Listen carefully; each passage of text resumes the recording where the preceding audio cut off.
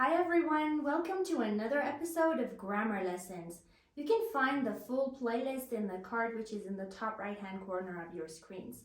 Also, if you want free quizzes on the English grammar, you can click the link which is in the description. Today's video is about inversion. But what's inversion anyway? The normal statement order in English is subject, verb, and whatever else you have in your sentence. It snows in winter, it being the subject and snows being the verb. Sometimes the normal statement order contains an auxiliary as well. Auxiliaries are helping verbs like be, do, modals, will, can, could, should, may, might, etc.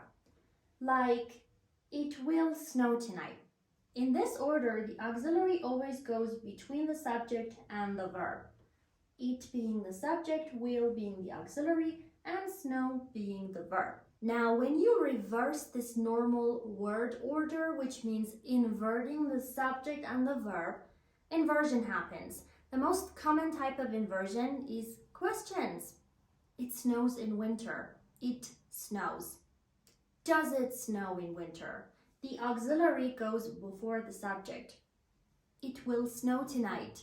Will it snow tonight? You take the auxiliary will and you put it before the subject it. Will it snow tonight?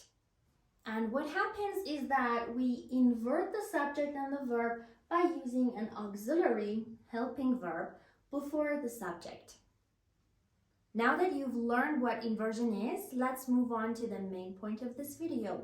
Inversion in conditional sentences. My video to conditional sentences is linked in the description. Inversion in zero and first conditionals. If you have questions, just send me an email. The inverted form is, should you have questions, just send me an email. So the first thing to do is remove if. Then replace if with should. After that, use subject and the base form of the verb. So affirmative statements would be should, subject, verb, and negatives would be should, subject, not verb.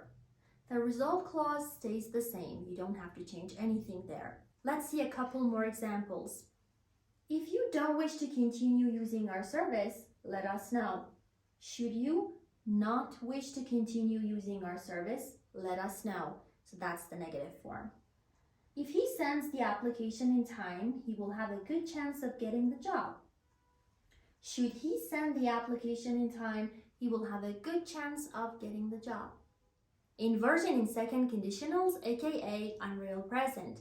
You need to note that in second conditionals, you can only invert sentences that start with if, subject, were. So be is the main verb of the if clause. If the if clause has any other verb than be, then you cannot invert it. For example, if the if clause is if I had more free time, you can't use inversion.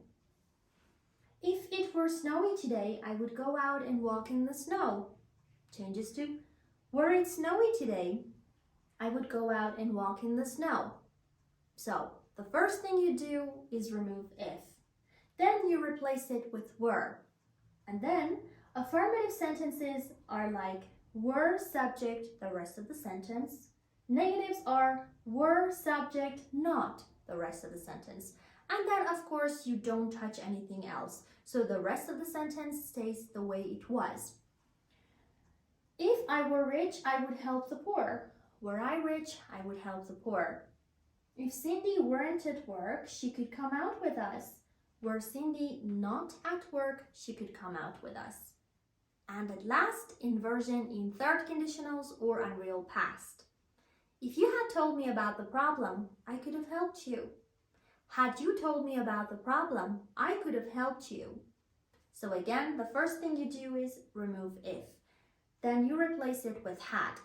Affirmative statements go like had subject past participle, and negatives go like had subject not past participle. And the result clause stays the same. If I hadn't already bought a coat, I would have bought this one. Had I not already bought a coat, I would have bought this one. If it had snowed last night, the woods would have looked magical today. Had it snowed last night, the woods would have looked magical today. I will keep using snow as examples in all of my videos until it actually snows and my wish comes true. And then of course there are other cases of inversion which I will be teaching in my future videos, like sentences beginning with a negative adverb or adverb phrase. For example, rarely do I go out when it's sunny because I'm a vampire. Or affirmative and negative agreement like so do I, neither do I, and the rest of them. So that's it for today, guys. I hope you found this video useful. If you did, don't forget to give it a thumbs up, and also please subscribe to my channel.